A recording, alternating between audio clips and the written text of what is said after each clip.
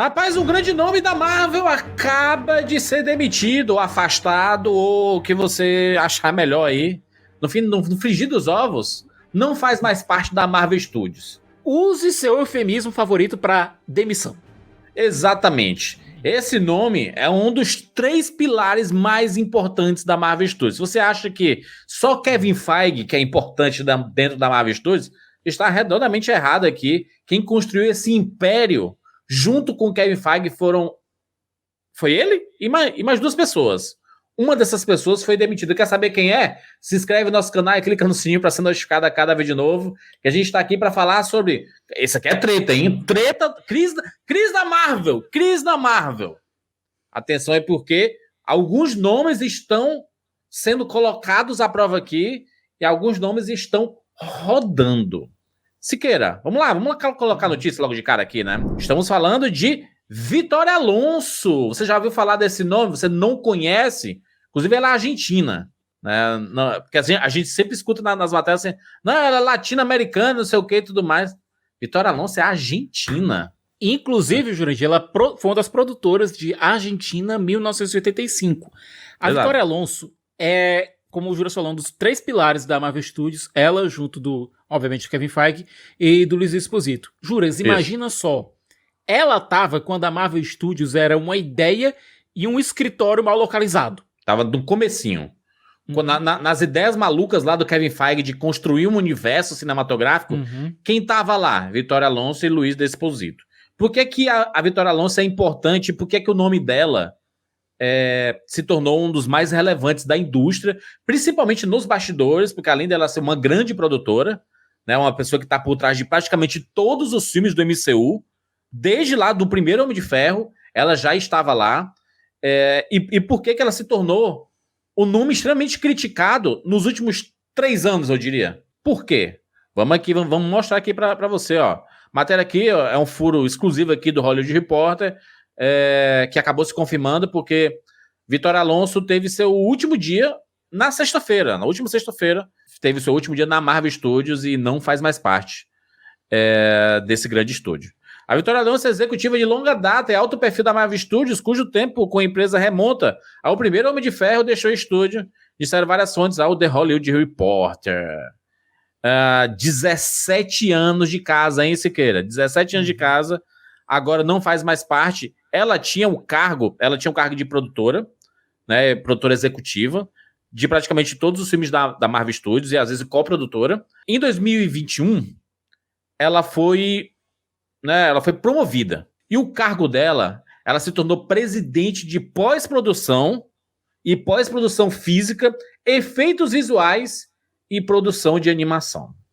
Juras, vamos ser sinceros aqui, certo? Existe uma crítica quase que unânime nos últimos anos à Marvel em relação a efeitos especiais. E Exato. Isso vem justamente do período que ela assumiu. As empresas de efeitos especiais... Você tá assistindo o filme da Marvel Studios, certo? Tá lá passando os créditos, tá esperando começar a cena pós-crédito, certo? Você vai ver o tanto de empresa que tá trabalhando na pós-produção desses filmes. Sim. O tanto de empresa fazendo efeito especial pra Marvel. É muita gente. E é por isso que algumas vezes os efeitos ficam até bem desnivelados. Inclusive, se colocava tudo nas costas do Kevin Feige na parte da coordenação, né? Não, o Kevin Feige coordena tudo, não sei o quê. E pelo que a gente tá vendo, né? E se você for dar uma olhadazinha nos bastidores e tudo, Kevin Feige basicamente é a pessoa da ideia e da aprovação. Ele, tipo, o final, né? A chancela final. Porque, na verdade, na feitura de tudo, existem diversos nomes e a Vitória Alonso aqui é a responsável pela pós-produção e os efeitos visuais, que é a parada mais criticada que a gente viu nos últimos anos da Marvel Studios, que era o quê? Aquela quantidade de produções sendo feitas, mal acabadas, né? Com isso que tu falou, com o CGI oscilando de, nossa, que CGI muito bom, nossa, que coisa horrorosa.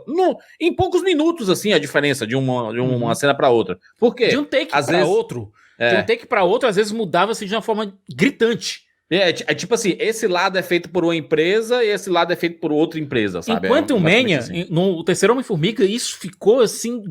Não, no Thor, Amor e Trovão é mais evidente ainda, né? Em diversos momentos você vê ali, inclusive quando aparece os créditos finais do Thor Amor e Trovão, a gente ficou surpreso, né? Pela quantidade de empresas envolvidas. E era tipo assim, essa empresa aqui é responsável pelo navio de não sei o quê. Essa outra empresa aqui é responsável pelos animais de não sei o quê. Na cena que aparece a cabeça lá do Axel, do filho do Heimdall, o negócio foi tão ruim, que quando chegou pro lançamento no Disney Plus, em Home Video, eles tiveram que mudar.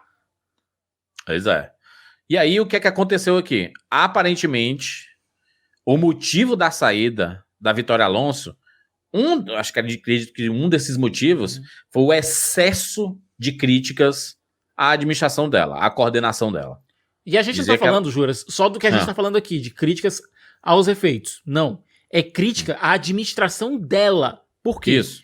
Imagina só, você tem 50 empresas de efeitos especiais com os responsáveis morrendo de medo dela e reclamando dos prazos absurdos que ela dava, e ela dizia, olha, quem eu gostar, eu faço o nome.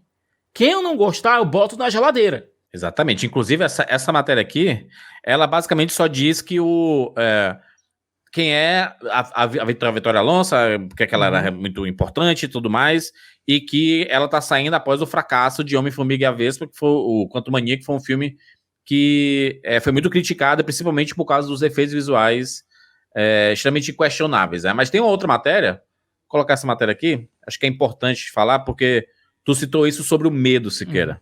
Essa parada do medo é real. Matéria aqui do Vulture. O Vulture, ele fez diversas matérias nos últimos meses, reunindo dezenas de pessoas do mercado de efeitos visuais aqui, falando sobre criticando a Marvel e o excesso de produções, que não dava tempo de fazer, a falta de direcionamento, né, de chegar o material e não ter... sim, e aí, o que é que eu tenho que fazer aqui? Não, decide aí. O pessoal dos efeitos visuais tendo que decidir narrativamente certas coisas. Isso, claramente, é falta de comando. E aí, a matéria é gigantesca, tá? Aqui do Vulture. É uma matéria que bombou demais. E tem um ponto aqui, ó, que é importante, ó. Joey Pavlo, um artista de efeitos visuais que ajudou a organizar os trabalhadores de efeitos visuais no Reino Unido, refuta a existência de qualquer lista negra. Porque ele disse que existia uma lista em que, tipo, quem não seguisse a rixa, o que a Marvel estava pedindo, entrava nessa lista e não faria mais parte, né, do negócio. E aí ele fala assim, ó, esse Joey Pavlo foi um dos que negou isso, mas outros 2 técnicos com experiência em projetos da Marvel Studios colocam a responsabilidade pelo temor de uma suposta lista negra nas mãos, né, no caso aos pés, né, de Alonso, da Vitória Alonso. Aspas, a principal de quem todo mundo tem medo é a Vitória Alonso. Diz um técnico de Vancouver que jurou que nunca mais ia trabalhar pro estúdio. Ela é conhecida na indústria como a criadora de reis. Se ela gostar de você, você vai conseguir trabalho e vai subir na indústria. Se você a irritou de alguma forma, você vai ficar congelado, ou seja, na geladeira, né? Isso diz muito aqui, né, Cicas? O quanto o trabalho dela, obviamente, era um trabalho extremamente exigente, né? Que pedia muito da produção, da atenção e do sacrifício, e ela ia atrás de profissionais de forma que o calendário apertado, né? Porque o Kevin Feige lá decidia o calendário de estreia e fala assim, esse filme vai sair daqui a 2 anos. Putz, mas ele não começou nem a ser filmado. Então comece. Dá teu jeito. Porque vai ter que sair, entendeu? E aí era isso. E aí, o que muita gente reclama aqui, inclusive a gente já fez diversos vídeos dessa parte de efeitos visuais, é que muita gente falava, a Marvel Studios, todo mundo quer trabalhar pra Marvel. Todo mundo. Afinal, a Marvel é o ápice do entretenimento. Né? Outra coisa, é o maior cliente. E pra portfólio, Siqueira. Imagina o teu portfólio, tu tendo trabalhado num Vingadores, sei lá. E um orgulho, volta aí pra coach em relação à Vitória Alonso. Se você fizer um bom trabalho com ela vai continuar te mandando trabalho. Vai continuar te mandando serviço. E aquela coisa, Juras, a gente já falou isso quando a gente falou de efeitos especiais. Não adianta você jogar um caminhão de dinheiro. Não adianta. Se você não tiver uma equipe... Até porque nem é isso, tá? O que muita gente aqui dos efeitos reclama é que não era valorizado o suficiente, né? Pelo trabalho árduo que era feito, né? E outra coisa, tem que ter tempo. Tem que ter tempo para que aquela textura seja bem renderizada. Tem que ter tempo para aquele efeito ficar bem feito. Gente, computador, você não vai dar mais dinheiro pro computador trabalhar mais rápido, não. Até o melhor computador voltado para isso tem seus limites. Saiu um corte aqui, acho que é importante dizer, tem diversas coisas, porque a notícia pegou todo mundo aqui de supetão, e é uma notícia extremamente importante para a indústria, né? Isso pode mudar muita coisa. A gente tá vendo a Marvel passando por diversas mudanças de administração. A Marvel e a Disney. O Bob Iger já colocou ali, cara, o que tá acontecendo? Quais são os problemas? Tanto que a gente nem tem cronograma da Marvel para esse ano, exceto o Guardião da Galáxia agora e o The Marvels no fim do ano, que já foi adiado pro final do ano. A gente não sabe o que é que vai chegar. Tem mais 2 produções da Marvel para estrear esse ano, que são Invasão Secreta, tô falando em live action, Invasão Secreta e Loki. Loki a gente sabe que estreia esse ano. Agora ela tinha uma previsão de estreia dentro do Disney Plus e tiraram e colocaram para em breve. E aí, Cicas, saiu um tweet aqui do rapaz do Vulture dizendo o seguinte, vou até traduzir aqui, Vitória Alonso teria sido a única responsável pelo ambiente de trabalho tóxico nos departamentos de efeitos visuais da Marvel. Ela supostamente daria trabalho para as equipes de que gostava, mas se você irritar de alguma forma, seria congelada. Exatamente o que a gente acabou de falar, né? Só que aqui expôs na matéria, né? O Chris Lee, que é o repórter sênior do Vulture, e é um jornalista extremamente respeitado aqui. Tem um ponto aqui também, que a Vitória Alonso, ela foi uma das pessoas que brigou desde o começo com o Kevin Feige e Luiz D'Esposito para que houvesse mais diversidade na Marvel Studios. Ela é uma mulher gay, né, e latina, então ela queria assim, eu quero diversidade. Quanto mais diversidade tiver dentro da Marvel, mais longe a gente vai chegar e mais pessoas a gente vai atingir.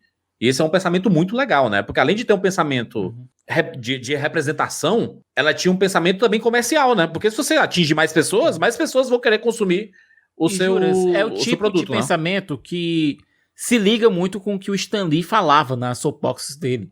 Exato. É um pensamento bem Marvel clássica, levado, obviamente, para uma sensibilidade atual.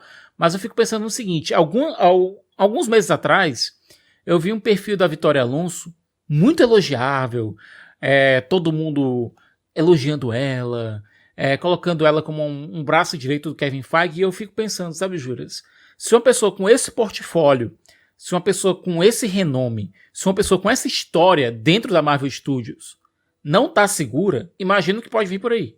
O próprio Kevin Feige, né? Porque a gente acha que o cargo do Kevin Feige, ele é, assim, é vitalício, né? Tipo, ele não vai sair, ele é incaível, né? Uma parada dessa assim, né? E eu acredito que não é verdade. Nem o presidente da Disney é incaível, né? Um Bob Iger da vida. Se ele fizesse merda, como o Bob Chapek fez. O Bob Chapek é o antigo presidente da Disney. Fez merda, foi demitido. Foi substituído, né? Entre aspas, né? Foi substituído antes do contrato acabar. Recebeu uma indenização fabulosa, que com certeza é mais dinheiro que todos nós vamos ver na vida juntos, mas foi substituído. Perdeu o cargo de presidente da Disney. Uma coisa importante, como a Vitória Alonso é uma das pessoas que mais brigou por diversidade dentro da Marvel, inclusive nos últimos anos, acho que a parte da fase 4 a gente tem um elenco bem diverso dentro da Marvel, não só nas telas, tá? Não só os atores e as atrizes. Atrás das telas, né? As diretoras, roteiristas, e todo mundo que trabalhava à frente e atrás das backstage, câmeras. Né? À frente e atrás das câmeras, trazendo novos isso é um legado extremamente importante que ela deixa dentro da Marvel Studios. Inclusive, durante esse processo de mudança da divisão da própria Marvel sobre o mundo, e da própria Disney, se você pensar, né? Porque a Marvel influencia muito a Disney, ela deu uma declaração que gerou bastante polêmica na época, né? Que foi essa daqui. Sobre o nome X-Men ser extremamente antiquado. E isso aqui gerou um barulho muito grande. Não à toa, Kevin Feige sempre se referencia aos X-Men como mutantes, não como X-Men. Recentemente, a gente teve uma menção explícita X-Men em Mulher Hulk, falando de X-Men, quando os X-Men estão chegando. Exatamente. Foi a primeira menção a X-Men que a gente teve dentro de uma produção do universo Marvel. Aqui foi a posição dela aqui, né? Ela comentou o seguinte: a Vitória Alonso, vice-presidente de produções da Marvel Studios, revelou que acredita que o nome X-Men seja antiquado. Falando ao Heroic Hollywood, ela disse que acredita que um novo nome é necessário. Cote pra ela, tá? Eu não sei como vai ser o futuro. É engraçado ver as pessoas chamando eles de X-Men. Existem muitas super-heroínas no grupo dos X-Men. Então eu acho antiquado esse nome. E lembrando, a gente teve uma piada mais ou menos parecida com essa lá no terrível X-Men Fênix Negra, né? Foi até a Jennifer Lawrence que soltou essa. É uma marca muito forte. Não, acredite, isso não vai acontecer. Nem mesmo nesse... Vai ser X-Men, porque X-Men é o grupo, né? É mais ou menos como a gente... Deus, quando a gente teve a menção de que a Miss Marvel, ela é mutante, qual foi a primeira coisa... O que foi colocado na tela pra dizer ela é uma mutante? O tema dos X-Men. A gente vai ver daqui a pouco a estreia de X-Men 97, que é a série animada que vai dar continuação à série animada clássica dos X-Men dos anos 90. Uhum. É uma marca fortíssima. Mas nem por todo o chá da China o Kevin Feige abre mão desse nome. Não vai colocar mutantes, né? Tipo a saga Mutantes. Eu não vou dizer nem o Kevin Feige, eu vou dizer a própria Marvel Studios. Seria loucura. É um brand, né, que foi criado há muitos anos e que até hoje é lucrativo para a própria Marvel, né? E eu acredito que essa declaração dela faz sentido o que ela fala. Deixa eu te fazer uma pergunta, Juras. Me diz uma coisa. Quando estreou o Homem de Aço, alguns anos atrás, certo? Tu acha que foi uma boa decisão da Warner tirar o nome Superman do filme? Não, foi péssimo. Foi péssimo. Superman é a marca, mano. Superman é a marca. Não dá pra deixar esse nome de fora. Até mesmo dentro do filme ele só fala a palavra Superman 2 vezes. Nome de Aço. Sabe? Pra mim, você não ter o nome Superman, eu acho que enfraqueceu. Do mesmo jeito, a marca X-Men é muito forte. É impossível você fazer uma produção com... você fazer a introdução da franquia mutante sem falar X-Men. Não dá. É que existem diversas... Isso sempre foi uma discussão no mercado de uma forma geral, né? Porque o nome X, o X-Men vem do... O X vem do gene X, né? Ou de Xavier, né? Sempre houve essa dualidade. E o Man de homens, né? E aí juntou e fez esse grupo. Eu entendo que a Marvel, ela tá tendo que tomar decisões, e são decisões que até, de certa forma, são impopulares narrativamente falando. Por exemplo, Siqueira, a gente viu que a fase 4 da Marvel estava caminhando para um lado, acabou a fase 4, vem a fase 5 e fase 6. Essas duas fases, elas vão, em tese, concluir a saga do multiverso. Né? E essa saga do multiverso, até o que a gente tinha visto de anúncio, não tinha nenhum grande chamariz, assim, que fez com que a Marvel se solidificasse como a marca que ela é, né? Por exemplo, Vingadores. Vingadores a gente ia ver no final da fase 6, né? Os dois filmes, né? O Vingadores Dinastia Kang e o Vingadores Guerra Secretas, Guerra né? Secretas.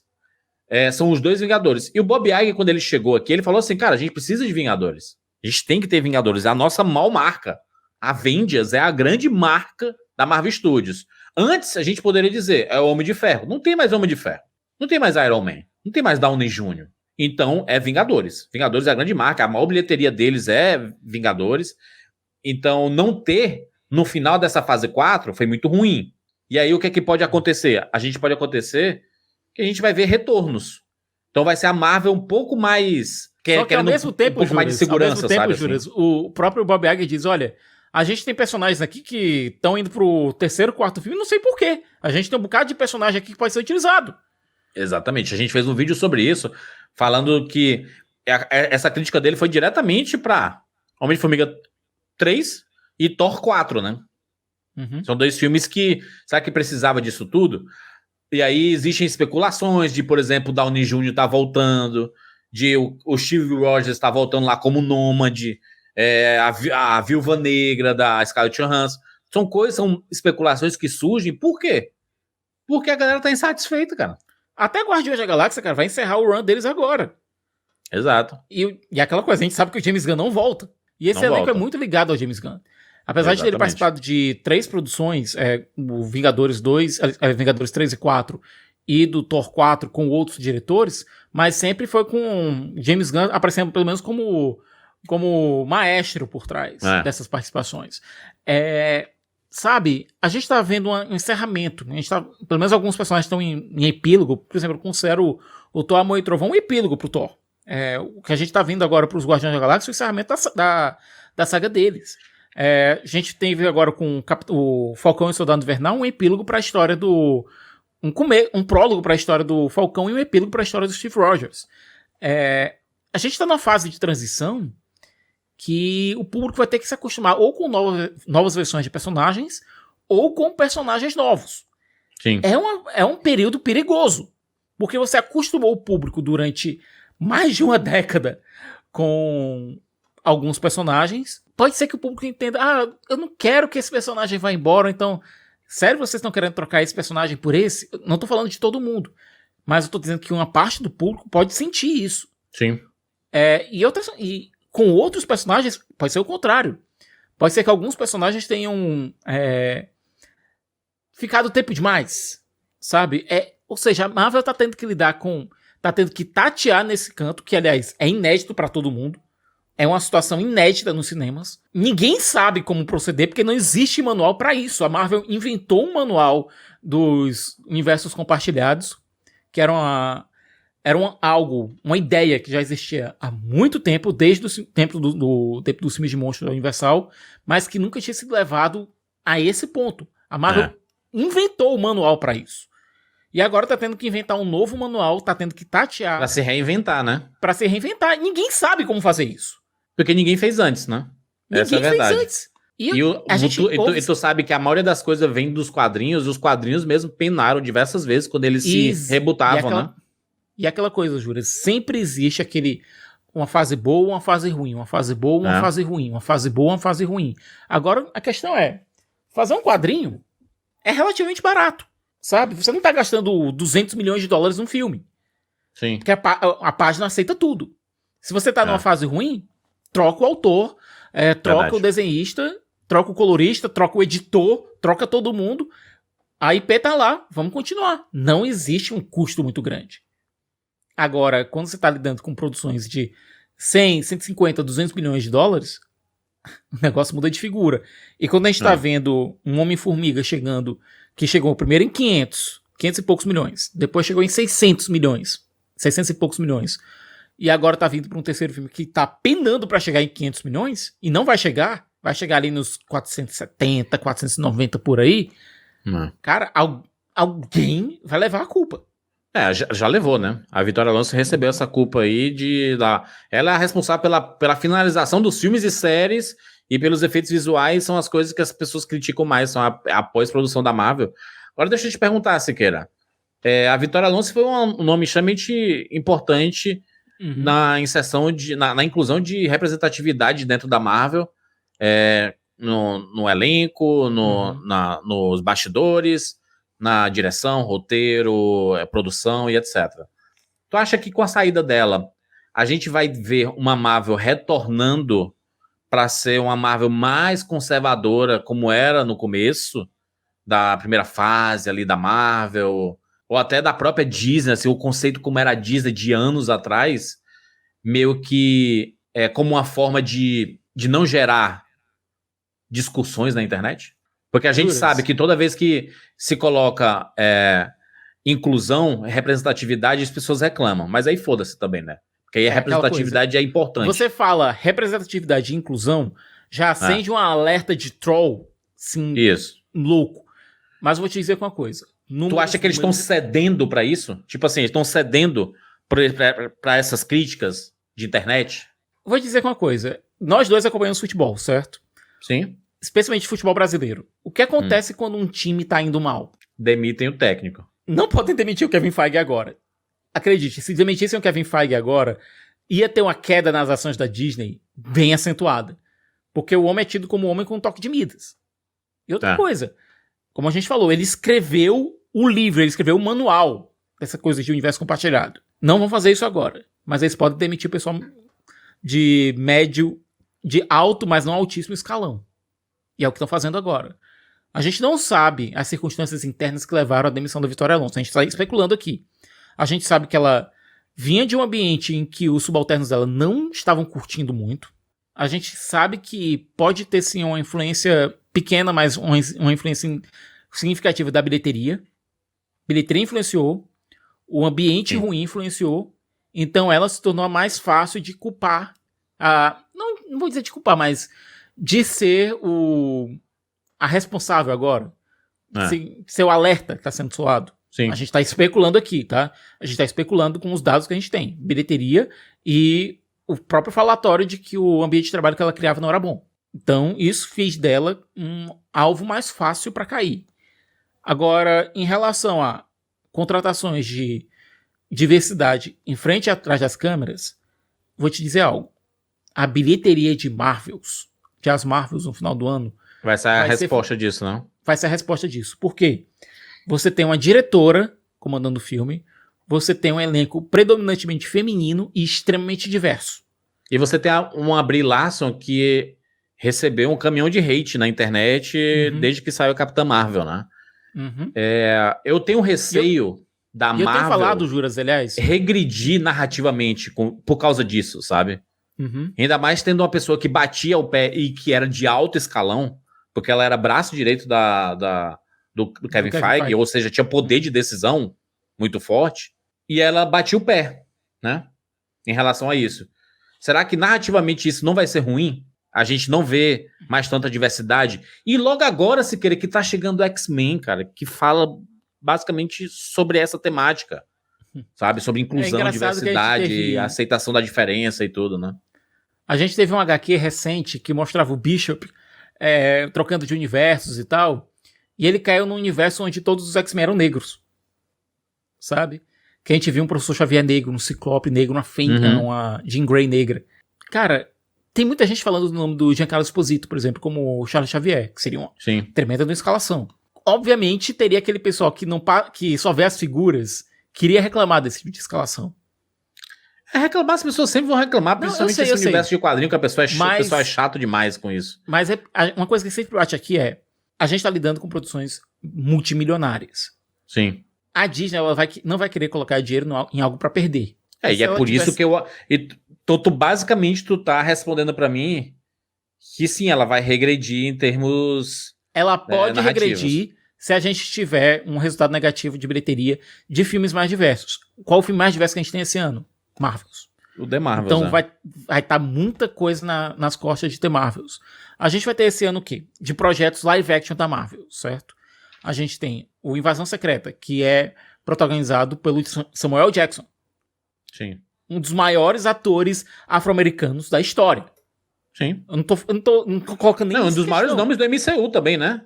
Exatamente. Do próprio MCU. É o que recrutou toda a equipe dos Vingadores, né? Então, se tem alguém que tem respaldo dentro da Marvel Studios e do MCU, é o Nick Fury, é o Samuel Jackson, né? Exatamente. A gente vai ter a série do Loki, que tem o Ke-Huy Quan como uma das acréscimos dessa segunda temporada e que deve trabalhar, pelo que a gente viu na cena pós-créditos de Homem-Formiga, deve trabalhar um pouco mais as variantes do Kang, incluindo o Jonathan Majors, que é um dos astros em ascensão hoje em dia. Sim, o vilão do multiverso é o Jonathan Majors, né?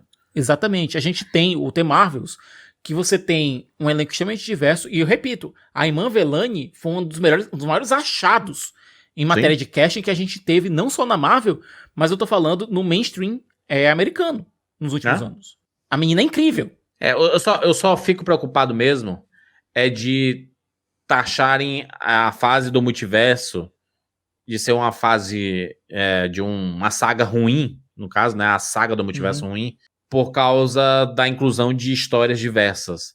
A gente teve Shang-Chi. A gente teve Shang-Chi que... A gente teve Eternos, que tem uma diversidade gigantesca, né? E protagonizado por uma mulher.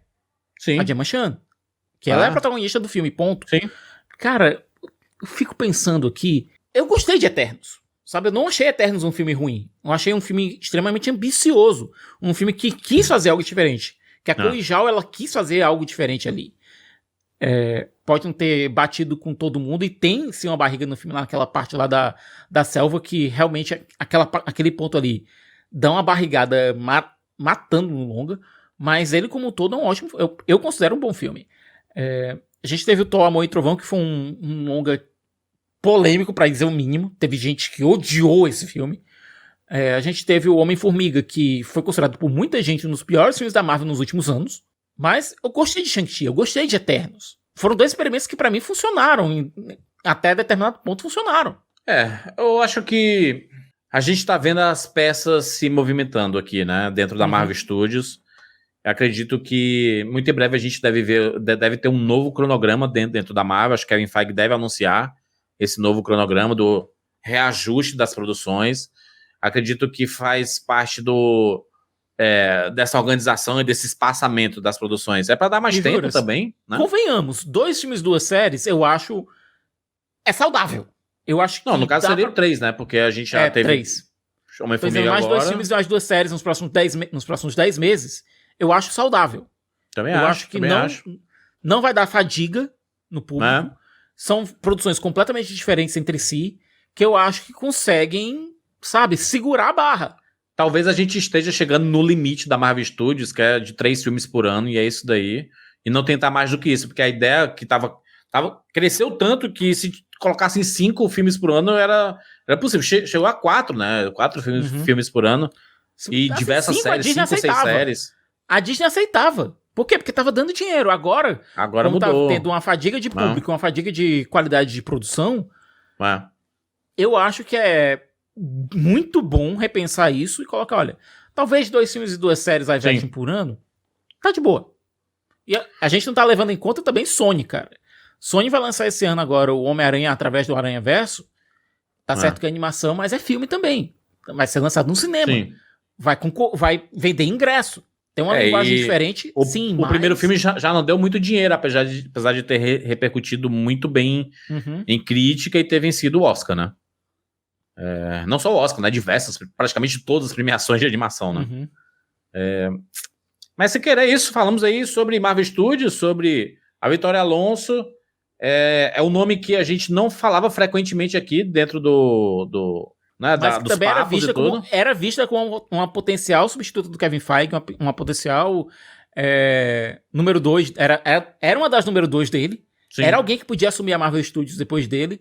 Até porque estava lá desde o começo e agora, tchau e bênção. Recebeu o bilhete azul, né?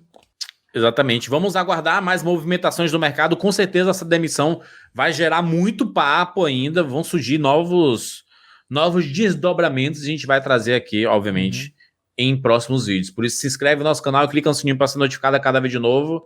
Que a gente volta aqui para bater papo com você. Use o espaço dos comentários à vontade para discutir esse assunto. Obviamente, respeitando a opinião de todo mundo aqui. E que se a gente respeitar, a gente consegue gerar uma baita discussão bacana. É isso. A gente se encontra na próxima. Tchau.